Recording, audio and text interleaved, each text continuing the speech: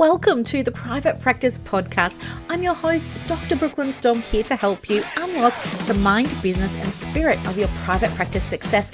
So whether you're just starting out or you're looking to grow, this is the place for you if you really want to create a thriving private practice. Before we dive in, I want to share something that can really make a difference in your business. Imagine having an expert in your pocket, someone available on demand whenever you need guidance. Well, that's exactly what my new program, Practice Momentum, offers. With over 30 years of experience at your fingertips, you can now get the support you need whenever you need it. Curious? Head over to brooklynstorm.com to learn more. And now let's get into today's episode. Welcome to another episode of the Private Practice Podcast. Do you know what? It's 12:30 on Monday, the 21st of July, 2025. And I wasn't going to record the podcast today because I like to record them on the day. But I just wrote a post and I feel really strongly about it. And I just felt like now was the right time for me to make the recording. So let me talk you through it. I'm just going to bring it up. Okay. So here's the thing. I want to normalize talking about this without shame, without guilt, or without any of the things, okay? And what I'm talking about is feeling drained by having a fully booked diary of one-to-one sessions, okay? For the longest time, the narrative in our community has been that you need to have a fully booked diary when you run a private practice. And it's often something that we feel is aspirational, right? It's something that we're like, oh, one day I will have a fully booked diary. If I do all of the right things, I'm going to have a fully booked diary, And this was my narrative too. This was my story too. And I feel so strongly about this because maybe like you, I don't know, but I never even questioned it. I just thought that's what everybody's aiming for, right? Game's on. This is what we've got to do. We've got to go and figure out how to have a fully booked diary. And so that's what I did. And any time when I was starting my business, I would look at the diary and there was still space available. I would feel compelled to, try and fill that spot, right? What else can I do? Do I need to do another social media post? Do I need to send another email? Do I need to do another Facebook Live on my business page? Like all of these things. And so it kept me in not a great place because I was always feeling like I had to catch up, like I was in a chasing energy, like, I wasn't good enough. How come everybody else could do it and I couldn't? So I was questioning all these kinds of things. And you know what? It is total BS. I have no idea where this idea of having the fully booked diary comes from. I don't.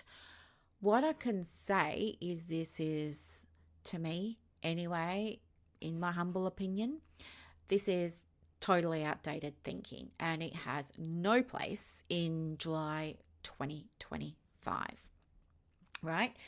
And the reason that I think that is because maybe, who knows, maybe some time ago, some decades ago, it was the goal that therapists then had, right? And it's just kind of like been hanging around in our little system ever since. I don't know, maybe people thought that if they had a fully booked diary, that meant that they were going to make money or that meant that they were going to have financial stability. Maybe that's what they were thinking back then. But what I know now is you can enjoy that same financial security and stability without killing yourself doing one-to-one sessions back to back 4 or 5 days a week, right? The money is not correlated with the one-to-ones. Maybe in the past, people used to think that money was correlated with the one-to-ones, and maybe in the past that was the model of private practice that they felt was available to them. But now we've got so many different models that are available to us that that type of thinking about putting pressure on yourself to get all the clients kind of doesn't apply. And I'm just here to like take you by the shoulders, look you dead in the eye and say, if you've been, putting yourself under so much pressure to fill up that diary with clients, stop, right? I want you to really think about, where did this idea even come from for you? Is it about the compensation? Is it about the revenue? Because there are other ways we can get you that money, right? Now, there are also plenty of practices that do one-to-one work, and they're fine and they're rock and rolling, and that's all good, right? This episode and that post that I wrote is obviously not intended for those people, right? That's fine. They're off doing them, right? And that's awesome. But for us over here, who might be now starting to come to the realization that, oh my gosh, like, why am I doing this to myself? This is absolutely for you. I think that the idea of achieving, like even the word achieving or accomplishing, the fully booked diary is fraught with danger for so many reasons. Like, I think it primes you for imposter syndrome. I think it primes you for feeling like you're a bit of a failure. And I don't mean that in like the real sense of the word, right? Because I don't see things as succeeding or failing. I think you succeed or you learn a lesson. So I see them as lessons, but you know what I'm trying to say, right? It can be taken to mean that if you don't have 20 or more clients in the diary every single week on week, that there must be something wrong with you, or how you run your business, or that you're just not good enough, or any number of things. I think this idea, this fantasy, this myth of the fully booked diary is absolutely a trap that keeps therapists, many of them women, in a place of constantly striving, pushing, in that energy of pushing, in the energy of chasing, and feeling like they're behind. It's total nonsense, right? I think too, this idea of you've got to have a fully booked diary in order to be successful, I think that can make so many therapists feel like they're not doing enough, even when they're already wearing 17 hats. I mean, I mentioned on a previous episode the studies done that showed that, when you run a business as an entrepreneur, you in the first, up to 5 years of your business, you wear between 15 and 17 different hats. You have to go and learn all these different roles, things you don't do when you work for somebody else, right? So when you're adding to that the pressure of, but I still don't have enough clients, meaning enough in terms of filling the diary, it makes you feel like, or it can make you feel like, you're not doing enough. Like you're missing some magical piece of the puzzle that everybody else got except for you. And that leads to them doing things like getting desperate, making decisions from desperation, making decisions from scarcity, making decisions from fear, making decisions from a place of, oh gosh, I really need the money, right? And that can look like things such as reducing your fees to try and get some more bookings in the diary. Or it can look like, you've got boundaries, like maybe you've got a very common boundary of I start work at this time, I finish work at that time. But then you get a client inquire that wants to see you outside of that. And so because you're now coming from desperation, fear or scarcity, you're like, okay, no problem. I'd love to see you at 9:30 p.m. on a Friday night on telehealth, right? Even though it's the last thing you want to do, you're doing it because that decision is now being made from all these other places and spaces that are not where any businesswoman wants to be making decisions from for her private practice. Not good, right? It can also lead to things like you doing things like going overtime with your sessions because you want to see that diary get filled up more, or maybe you want to like try and stretch things out and stuff like that. And it's a recipe for resistance, for hesitation, for burnout, for procrastination, for low self-esteem, for imposter syndrome, all those kinds of things. When the diary is full, whatever that looks like for you, and you're seeing that full load of clients for you, the work can also become energetically draining, right? So it's just like you're tired. You feel it in your body, mind and soul, right? You feel tired. It can be cognitively draining, right? Really hard. So it's like you finish work and then on the way home, you've got to stop off at the supermarket and pick up ingredients for dinner. And you're just standing there with your hands on the trolley and you don't even know, should you go down the produce section? Should you go down the section with the pasta and the rice? Or like you're just standing there and you cannot even bring to mind what you're going to have for dinner. That's what I'm talking about, like the cognitive fatigue and things like that, right? It can be really, really draining.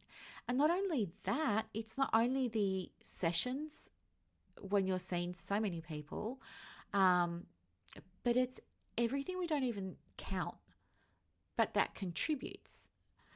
Things like reviewing the client's file before you see them, preparing yourself before you go into the session. So making sure that you've got in your mind some kind of plan for how you want that session to go today, what you're going to be discussing, working on, focusing on, achieving, all those kinds of things. It's the work that happens after the session, after the client leaves. That's maybe writing your notes. Maybe it's like, I don't know, returning phone calls, checking emails, billing, correspondence, all those kinds of things. And it's also a lot of the non-client facing work, right? Because it doesn't go in the diary as an appointment, it kind of doesn't get counted for some of us, right? I know I never used to count any of that. My focus was solely and wholly on how many people I'd seen. This is a trap I don't want for you, but I'm hearing today, people in Momentum were talking about it this morning. Sorry, that's my timer. I'll tell you about that in a minute. It is no word of a lie. This morning in Momentum, I was speaking with 3 women.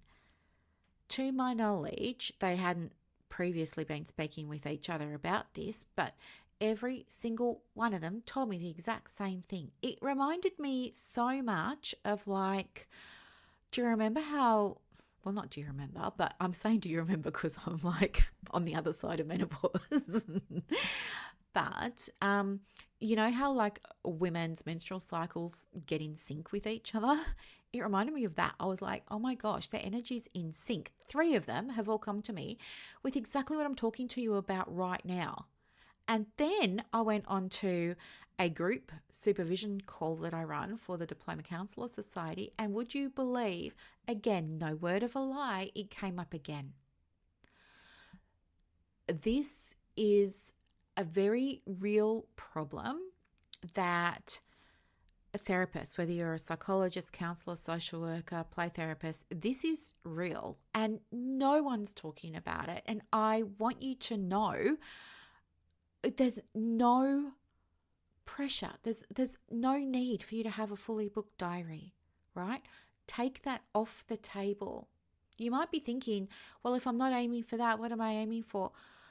My answer would be aim for the thing that fills your cup. That's what you want to be receiving from the business, the things that fill your cup. I can share like from my own experience. The thing that fills my cup is not a fully booked diary of one-to-one sessions where I feel drained. And you can listen to so many episodes where I've spoken to you about that, right?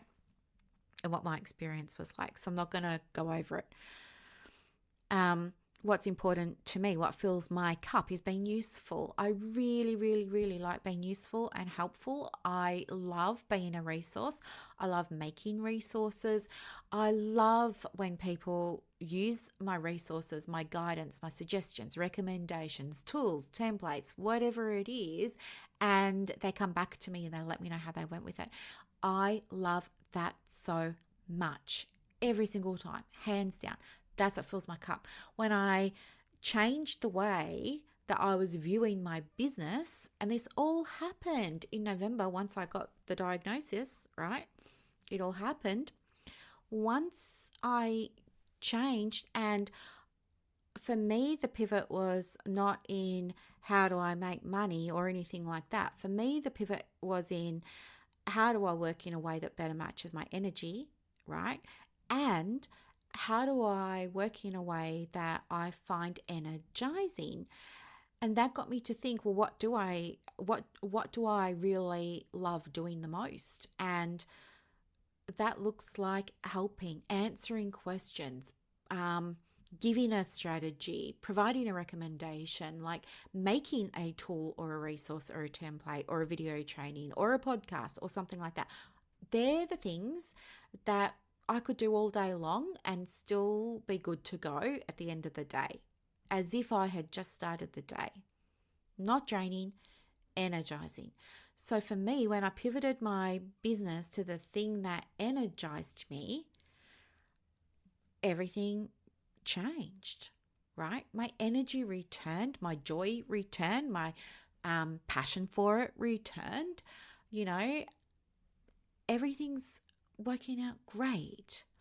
So I'm just one example, but many of my clients have gone through this themselves. They've started the business, they got it to a point where it was fully booked.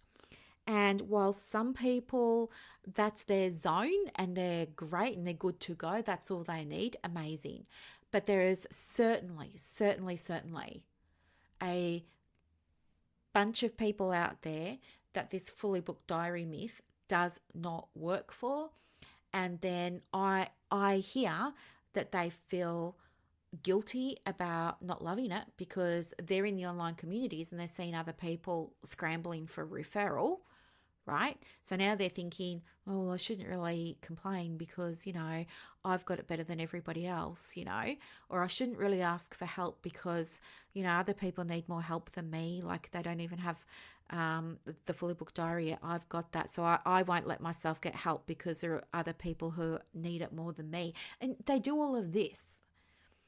And I want you to listen, wake up, listen. You don't have to have a fully booked diary. You get to have a business that you really enjoy, that you are in love with, that lets you do the things that you want to do. Like you can use your gifts, your talents, your skills, your wisdom, do all of that. Use all of those, right? It's a beautiful space. Where else are you going to do it? This is what the practice is for, right? For you to do all of that. But you also get to do it in a way that feels good for you. Okay? And if seeing 20, 30 clients a week for 90 minutes at a time or whatever it is that you're doing is not the thing, don't do it. You don't have to. It's okay if you're in a space right now, like I was saying to one of the girls this morning, I was saying to her, it sounds like you're in the pause, right? She's like, I'm not sure what the next step is. I'm not sure where we're going to go from here in terms of her business. If you're in the pause, or maybe you're like in the place of awareness of, I didn't think, having the fully booked diary isn't what it cracked up to be. I want you to know, number one, you're not alone. Number two, you don't have to have a fully booked diary in order to be successful, because you and only you get to decide what success means, looks like, is, okay? And that's going to be different for everybody. Some people like to say that for them, success is having 20 clients or 30 clients, whatever it is. Other people say success is balance. It's about a better balance between doing, sorry, I just whacked my phone because I'm moving my hands around, between doing the work, but also having the life on the outside.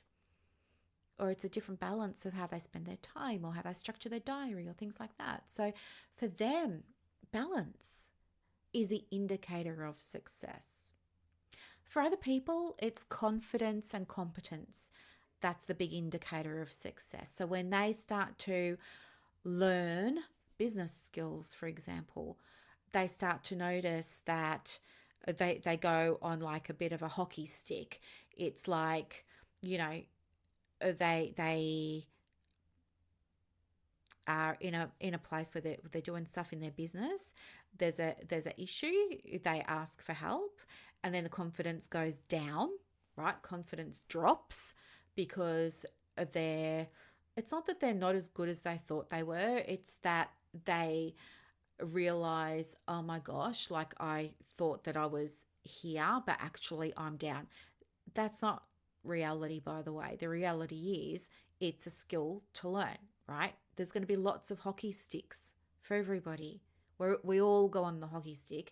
So then every time you have to learn something, it's the hockey stick, right? Your confidence drops a little bit because you're realizing all the stuff you didn't know. Like, oh my gosh, I had no idea about, cancellations. I had no idea about raising my fees. So that's why it didn't work out, right? And then someone like me says, yeah, I've got a way. Let me show you. You say, yeah, awesome. I give you the way. And then boom, your confidence plummets initially because you're like, oh my gosh, I had no idea I was doing it so wrong, or it was this, or it was that. So yeah, it goes down. But then guess what? You use the tool, the technique, the strategy, the this, the that, or the other, it starts to work. And now we've got you on, your confidence is coming right back up again like a hockey stick. You know what I mean? Like think about the swoosh sign for Nike, right? It like starts at the little tip, it goes down, then poof, comes right back up. That's what I'm talking about when I say the hockey stick. So that's what happens there, right? So you get to decide what success looks like for you and understand. I don't know if this was something that I wrote or if this is something that I mentioned a little bit earlier in this podcast episode, but the thing that I was just about to say, which it's just, I'm so sorry. I got prescribed Dex to take with my Vyvanse ADHD medicine, and I had a tablet this morning, and I have to say, I've noticed that I've been so much less scattered, and I haven't lost my train of thought, not once. I had it at 8 o'clock. It's now 1 o'clock, so 5 hours ago. So it's probably wearing off, and you're hearing that now because I lost my train of thought. I'll come back to it though, I always do. So yeah, you get to define what you want it to look like. You get to define the model of the work. Oh, that's what I was going to say. There's no correlation between how hard you work or how many clients you see and the money you can make in your private practice. If for you it's about the money, right? Which, let's be real, you're in business. It's about the money. When I say that, I'm talking about, of course, wanting to pay yourself, build up savings, reinvest into the business, into the practice, help your clients, do more courses, all those kinds of things. Yes, it's about the money. No, you don't have to be on the path of having a massive group practice and franchise it out and make millions of dollars. You don't have to do that. But we do have to acknowledge that money's part of it. And that's something that we do acknowledge here, right? I'm sick of the shame around this. So many women holding back on saying what they really want financially because they think that they're going to be judged or it's not cool or that it should be all about the clients. No, you have to make money. Okay. So yeah, we do talk about making money here. It's very important. If I wasn't making money in my business, there's no way I could be, financially supporting my mother. No way. There's no way I could keep the house going. There's no way I could be doing all of the things. There's no way I could be like paying for these massive medical bills that only go up, that never come down, all those kinds of things. Making money is essential for your private practice, and it is more than okay. It is required for you to talk about it. Okay? If you don't have people in your space that you feel okay, talking about money, talk to me. Like, if there's no judgment here. You need to be able to look after yourself, and especially so many of you with children and stuff like that. Yeah, it's not a time for you to be noble. And these two things don't have to be binary, by the way. It's not I'm a good person or I make money, or I help other people or I make money. No, you get to do both of those things. Okay. And it's important, it's very important that you do. So yeah, that whole idea of the fully booked diary, it's total baloney, it's nonsense, it's outdated, it's a big fat lie that's getting perpetuated in the industry.